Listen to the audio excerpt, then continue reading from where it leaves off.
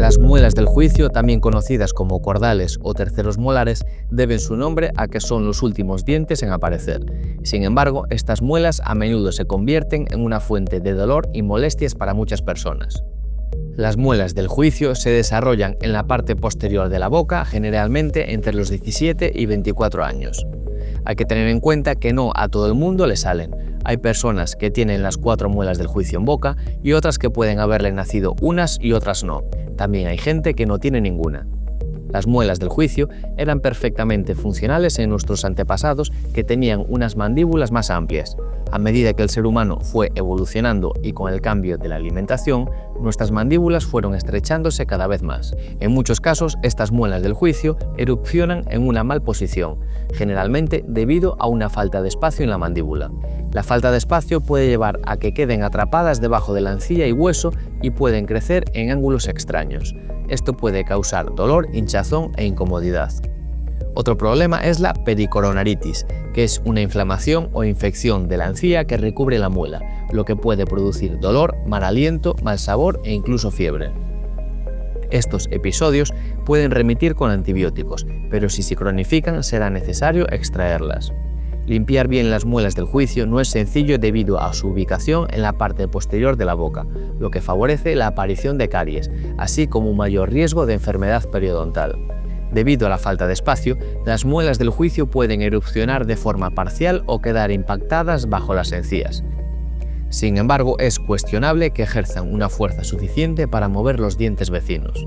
Una muela del juicio que nazca en una malposición contra el diente vecino puede provocar daños en este, como reabsorción de la raíz y caries. La extracción quirúrgica es el tratamiento más común y puede involucrar cortar la encía y el hueso circundante para acceder. No hay que olvidar que unas muelas del juicio que no tengan ninguna patología y no interfieran en la forma de la mordida, no será necesario extraerlas. Eso sí, cuando 2 muelas del mismo lado están erupcionadas y una de ellas necesita extraerse, es recomendable extraer también la opuesta.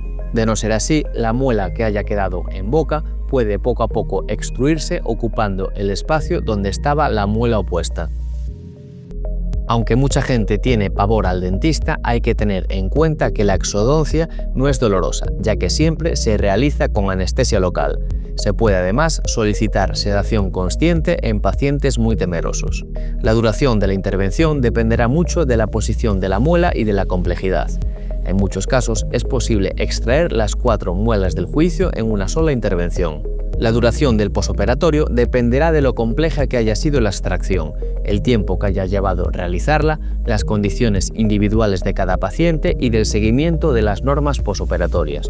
Por lo general, se experimentará incomodidad e hinchazón durante unos días y la recuperación puede tomar de 1 a 2 semanas. Después de la extracción es posible que el dentista recete antibióticos y antiinflamatorios. Se deben evitar las bebidas y comidas calientes durante las primeras 24 horas para evitar sangrados, así como evitar escupir o enjuagarse. Se recomienda evitar la realización de ejercicio intenso, sobre todo que ejerza presión sobre la cabeza, durante los primeros días. Se recomienda masticar del lado opuesto durante un par de semanas, no fumar y mantener una higiene correcta para evitar infecciones. A partir de las primeras 24 horas, el realizar enjuagues con agua con sal puede ayudar a la cicatrización. Hay que tener cuidado de no cepillar justo sobre la zona intervenida para no dañar los tejidos. En caso de que haya puntos de sutura, estos pueden ser reabsorbibles, es decir, que se caigan solos al cabo de unas semanas o que haya que acudir al dentista al cabo de 7 días a retirarlos en caso de no ser reabsorbibles. Es posible notar hinchazón y hematoma, por lo que se recomienda aplicar frío local nada más terminar la intervención y las horas posteriores.